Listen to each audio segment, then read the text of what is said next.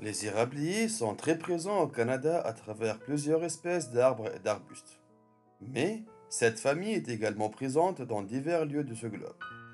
Il existe 180 variétés d'érables dans le monde, réparties de l'est à l'ouest de notre globe, comme le montre cette carte de répartition de différentes espèces d'érables.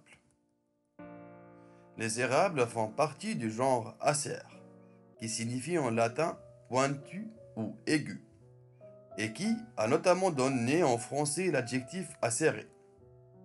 Cette famille est célèbre pour la coloration automnale éclatante de son feuillage.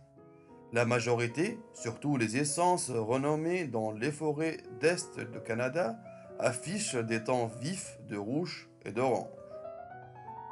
Les érables sont des arbres à feuillage caduc qui tombent en automne. Les pétioles sont longues et élancées, et les limbes sont palmées, c'est-à-dire elles possèdent plusieurs nervures principales.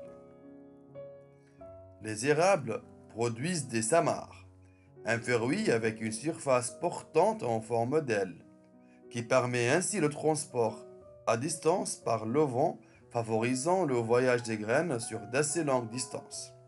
C'est une famille emblématique du Canada. On trouve même la feuille de cet arbre sur le drapeau national. Le sirop de l'érable est un des produits les plus appréciés par les Canadiens, qu'on n'hésite pas à offrir comme cadeau. C'est un vrai levier économique de toute une région, qu'on surnomme même l'or blanc. En effet, 10 espèces d'érables sont répertoriées au Canada, et seulement 4 sont capables de nous donner le fameux sirop. À travers cette vidéo, je mettrai l'accent sur 4 espèces historiquement présentes en Ontario et une espèce introduite. Regardez jusqu'au bout pour devenir les experts locaux des érabliers. On commence par l'érable à sucre, le symbole du Canada.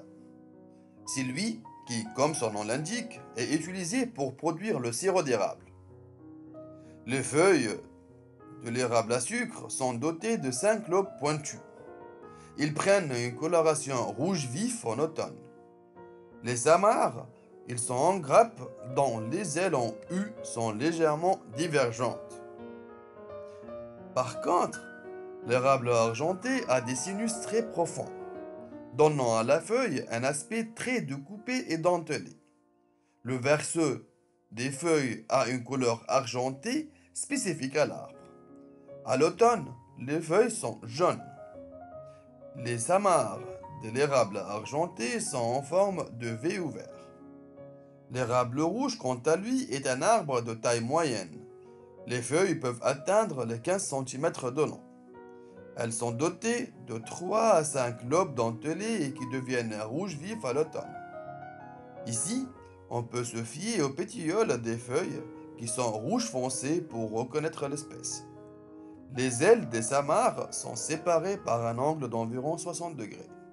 La dernière espèce indigène d'érablier que nous allons voir ensemble est l'érable à feuilles composées, également appelé érable de Negondu.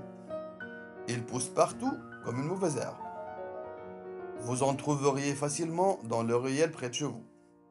Impossible de le confondre avec les autres espèces d'érables à cause de la forme atypique des feuilles, généralement composées de 3 folioles jusqu'à 9 parfois, avec une forme ovoïde.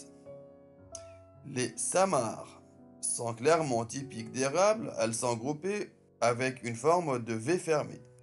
Nous allons terminer notre vidéo avec l'érable de Norvège. Cette espèce non indigène, originaire du Norvège, qui se trouve par erreur sur les billets de 20 dollars canadiens. Il a été importé grâce à sa résistance naturelle qui a séduit les municipalités. Ils l'ont planté en grand nombre dans les villes. Malheureusement, cet arbre devient envahissant et entre en concurrence avec les espèces originaires de la région.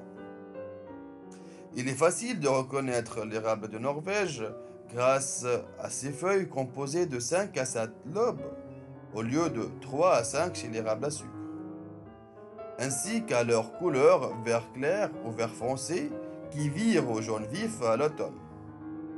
Les 10 samars, quant à elles, ne sont pas en U mais en moustache. Voilà donc, nous arrivons à la fin de notre petite présentation où nous avons mis l'accent sur les érables présents en Ontario. Il est possible de différencier les différents membres de la famille Acer, essentiellement grâce aux feuilles et aux samars. Ce tableau vous permettra d'avoir un petit récap en cas de besoin. N'hésitez pas à poser vos questions en commentaire. À très bientôt.